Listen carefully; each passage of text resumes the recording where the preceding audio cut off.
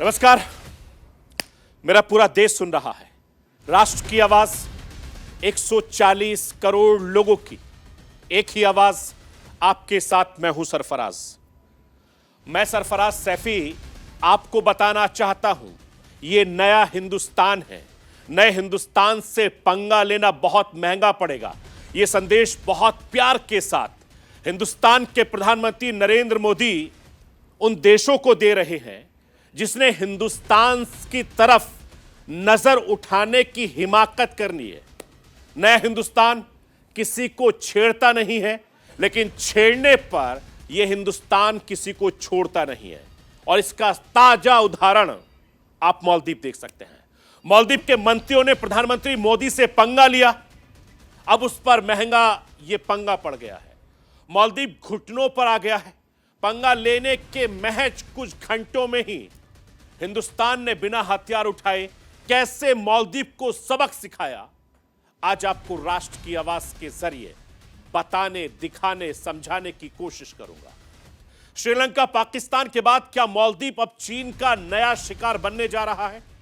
यह सवाल इसलिए है क्योंकि जाने अनजाने में मालदीव का चीन प्रेम सबको दिख जाता है। यह प्रेम मालदीव को कहीं कंगाली की राह पर ना ले जाकर छोड़ दे, जैसे पड़ोसी मुल्क पाकिस्तान का हाल हुआ है।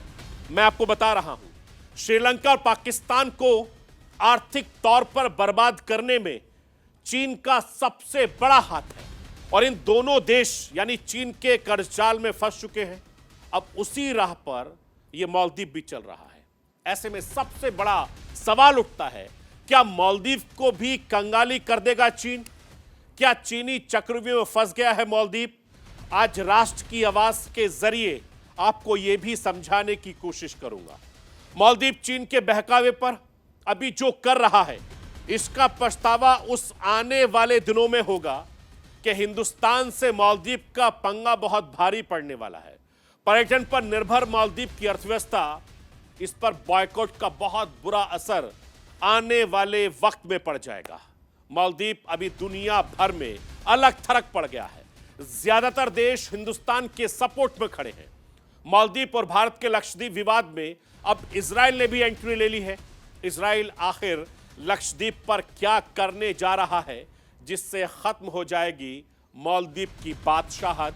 आज राष्ट्र की आवाज के जरिए आपको यह भी समझाने की कोशिश करूंगा। मैं अपने हिंदुस्तान के कोने कोने की आवाज को दिल्ली तक पहुंचाता हूं। दिल्ली की आवाज को देश दुनिया के कोने कोने तक पहुंचाता हूं। नेताओं की आवाज को मैं आम लोगों तक पहुंचाता हूं। आम लोगों की आवाज को मैं अपने देश के हुक्मरानों तक पहुंचाता हूं। आपकी आवाज से मिलती है मेरी आवाज और बन जाती है राष्ट्र की आवाज।